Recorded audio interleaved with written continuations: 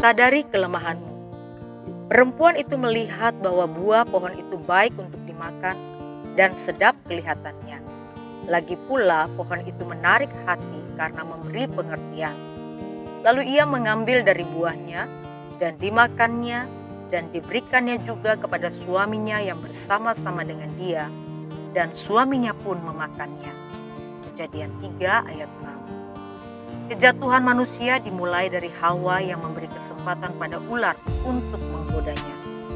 Mulai dari mendengar perkataan ular, lalu melihat buah pohon kehidupan yang menarik hati, dan akhirnya terpikat olehnya, sehingga ia dan suaminya memakan buah pengetahuan yang baik dan yang jahat, satu-satunya perintah yang dilarang oleh Allah untuk dilanggar. Kita semua punya titik-titik kelemahan. Kita bukanlah manusia yang kebal terhadap dosa. Itulah sebabnya kita harus sadar akan kelemahan kita masing-masing dan waspadalah di area itu. Perhatikanlah juga pintu-pintu masuk dosa. Pertama, mata. Hati-hati dengan mata.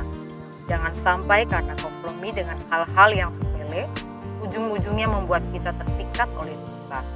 Mata adalah jendela dunia, begitu kata pepatah.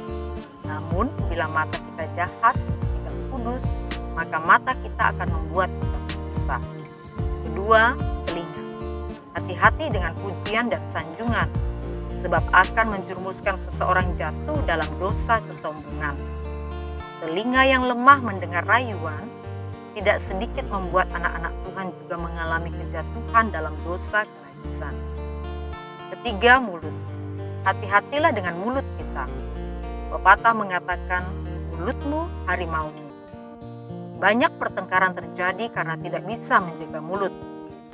Karena mulut yang tidak dijaga, orang mudah menebar fitnah dan berita yang tidak benar.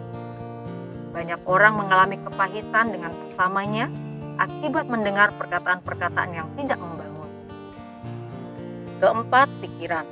Hati-hati dengan pikiran.